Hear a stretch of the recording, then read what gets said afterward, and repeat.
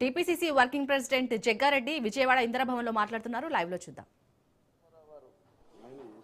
ఆయనే చేసి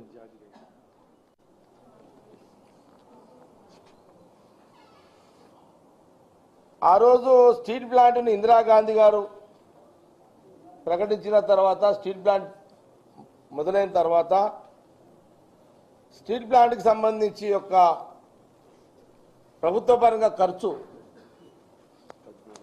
14,000 కోట్లు, దశల వారీగా అంచెలంచెలుగా అది దాదాపు ఒక 26,000 కోట్లు అంత ఖర్చు పెట్టడం జరిగింది ఆ రోజులో.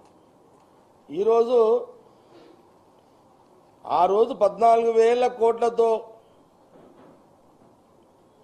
వైజాగ్లో మొదలుపెట్టిన విశాఖ స్టీల్ ప్లాంట్ ఆ ప్రాంతానికి, ఆ వైజాగ్కి మహానగరంగా అది ఉపయోగపడ్డది.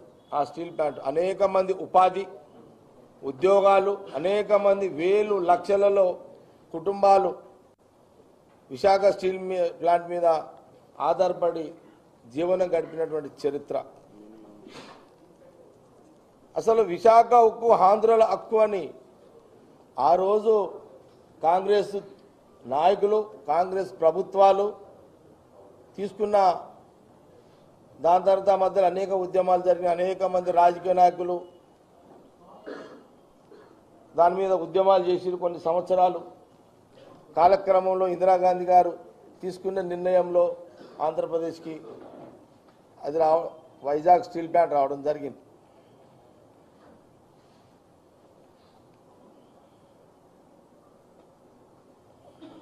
ఇది ఒక చరిత్ర. స్టీల్ ప్లాంట్ అనేది ఒక చరిత్ర ఆంధ్రప్రదేశ్కి. ఆనాడు ఆ ఉమ్మడి ఆంధ్రప్రదేశ్ కానివ్వండి, లేదా ఈనాడు సపరేట్ ఆంధ్రప్రదేశ్ కానివ్వండి, అదొక చరిత్ర. ఆ విశాఖ హక్కు ఆంధ్రుల హక్కు అని ఆ ఉద్యమంలో అనేక మంది నాయకులు ఎదిగిన చరిత్ర. నేను ఒక సందర్భంలో వెంకయ్యనాయుడు గారు కూడా అనేక సందర్భాల్లో మాట్లాడిన సందర్భాన్ని కూడా మీకు కోట్ చేస్తున్నా. వెంకయ్యనాయుడు గారు బీజేపీ నాయకులు, మా జాతీయ నాయకులు, సెంట్రల్ మినిస్టరు, వారు అనేక పదవులు చేసినటువంటి చరిత్ర వెంకయ్యనాయుడు గారిది.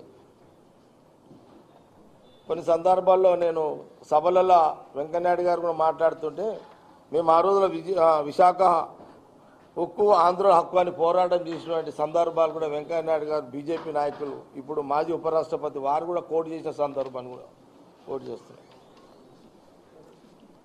ముఖ్యంగా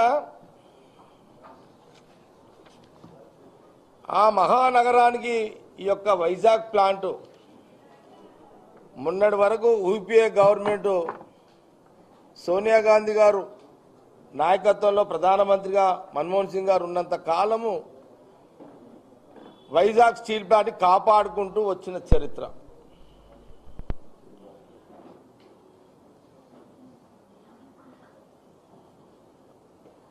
కొంత నష్టాలున్నా కూడా యూపీఏ గవర్నమెంట్, కాంగ్రెస్ ప్రభుత్వము ఆ నష్టాలను భర్తీ చేసుకుంటూ ఆ విశాఖ స్టీల్ని కాపాడి అక్కడ కార్మికులను, ఆ ప్రాపర్టీని, ఇది ప్రజల ప్రాపర్టీగా మరి కాంగ్రెస్ గవర్నమెంట్ కాపాడుకుంటూ వచ్చింది.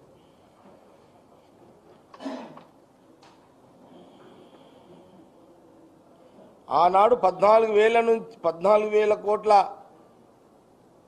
ఆస్తి విలువ ఈరోజు 2.5 లక్షల కోట్ల సంపద. ఈరోజు ఆ రోజు ఇందిరాగాంధీ గారు ఆంధ్రప్రదేశ్కి విశాఖ స్టీల్ ఆస్తి 14,000 కోట్లు అయితే, ఈరోజు ప్రజెంట్ ఈరోజు ఆ యొక్క విశాఖ స్టీల్ ప్రాపర్టీ, ప్రజల ఆస్తి, దాని యొక్క విలువ ఈరోజు 2.5 లక్షల కోట్ల ఆస్తి. ఈరోజు దాని మీద ప్రధానమంత్రి మోడీ గారి కన్ను పడ్డది.